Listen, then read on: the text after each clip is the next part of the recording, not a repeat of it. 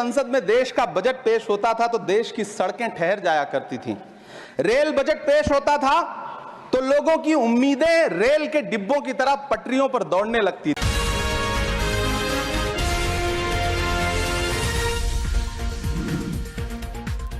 नमस्कार, आप देख रहे हैं न्यूज सिटी और मैं हूं आपके साथ निधि।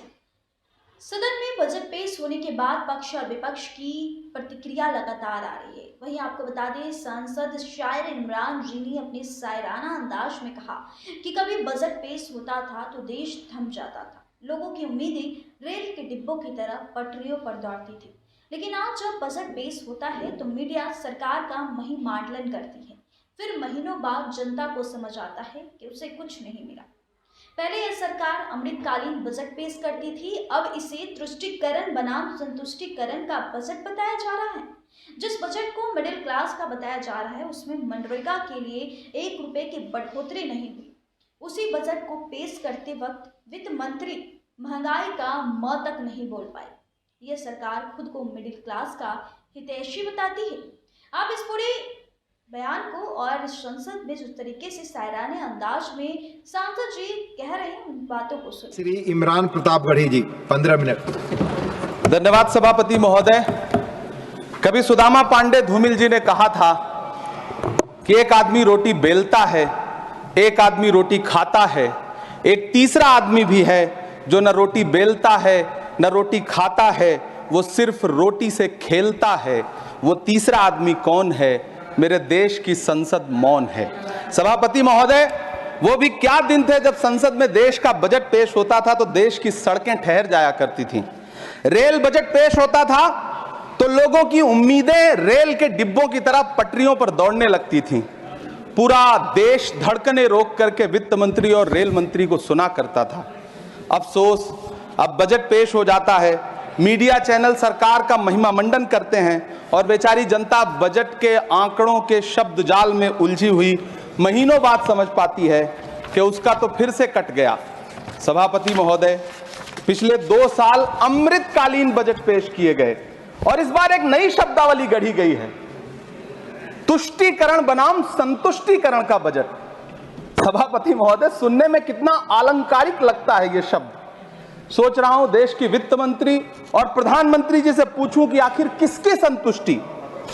जिस बजट में मनरेगा के लिए 1 रुपए की बढ़ोतरी ना हो, वही पुराना 86,000 करोड़, जबकि पहले ही 9,754 करोड़ का घाटा हो, जिस मनरेगा से करोड़ों मजदूरों के घर में चूल्हा जलता हो, उस मनरेगा में काम करने वाले गरीब मजदूरों के लिए अगर आपके खजाने से 1 रुपया भी इजाफी नहीं निकल सका तो भला कौन संतुष्ट हुआ साहब? इस देश का गरीब मजदूर या आपके उद्योगपति दोस्त? वो जो महाराष्ट्र में लोकसभा और विधानसभा के बीच में 40 लाख मतदाता बढ़ाए गए थे, अरे उन्हीं के लिए मनरेगा का थोड़ा सा बजट बढ़ा देते। क्या उसमें मनरेगा का एक भी मजदूर नहीं था 40 लाख लोगों में? सारे के सारे 12 लाख की छूट वाले से आगे के लोग थे। सभापति महोदय, कल जब वित्त मंत्री जी देश की संसद में भाषण दे रही थी तो वहां मुंबई में कोई गरीब इंसान जब अपनी जेब टटोल करके अपनी मोटरसाइकिल में 1 लीटर पेट्रोल भरवा रहा था तो उस पेट्रोल की कीमत थी 103 रुपया प्रति लीटर। आखिर इतना महंगा पेट्रोल डीजल खरीद के कौन संतुष्ट हो रहा है? इस देश के गरीब लोग या फिर सरकार के चहेते धन्ना सेठ? सभापति महोदय, वित्त मंत्री जी इस बजट को मध्यम वर्ग को संतुष्ट करने वाला बजट बता रही हैं। अरे मैडम, हम आप यहां पर बैठे रहते हैं और वहां बाहर इसी दिल्ली में 1 लीटर दूध, चाहे वो अमूल का हो या फिर मदर डेयरी का हो, उसकी कीमत 73 रुपए लीटर है। इतना महंगा बेच करके कौन संतुष्ट हो रहा है?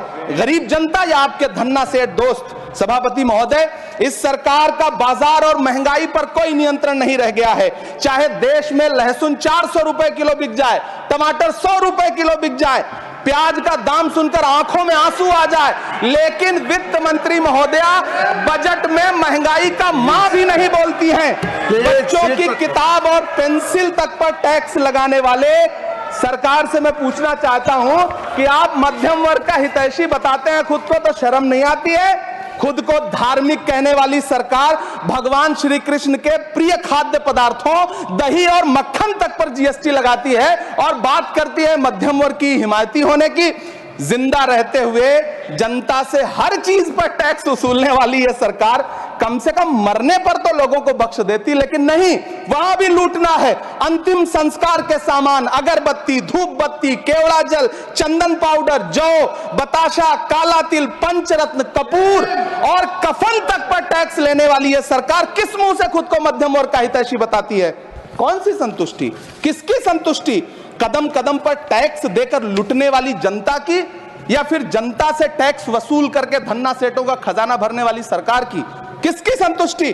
सभापति महोदय, 18 अगस्त 2015 आरा का बिहार का ऐतिहासिक मैदान, सजा हुआ मंच, हजारों की भीड़ और सामने खड़े हुए देश के प्रधानमंत्री का भाषण।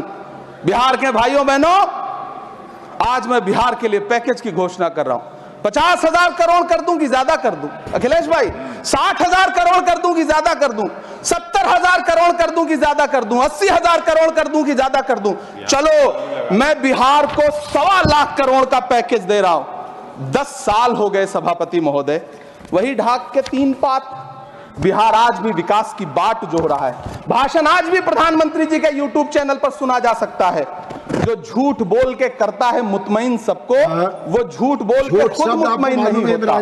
सभापति महोदय, ये तो राहुल जी का असर है। कौन सा शब्द सर, कौन सा शब्द? झूठ। ठीक है सर, मिथ्या बोल करके, जो मिथ्या बोल के करता है मुतमईन सबको, वो मिथ्या बोल के खुद मुतमईन नहीं होता। ये राहुल जी का असर है। जो मखाना बोर्ड की घोषणा हुई, अखिलेश जी आपको याद होगा, भारत जोड़ो न्याय यात्रा में 30 जनवरी 2024 को बिहार के रंगभूमि मैदान में राहुल गांधी जी का पूर्णिया में भाषण था और उसमें मखाना को लेकर उन्होंने आवाज उठाई थी। ये उनका असर है कि आपको मखाना बोर्ड बनाना पड़ा, वरना तो आप मैखाना बोर्ड बनाने वाले लोग हैं। सभापति महोदय, बिहार को झूठे पैकेज और चुनावी दिलासे देना बंद करिए।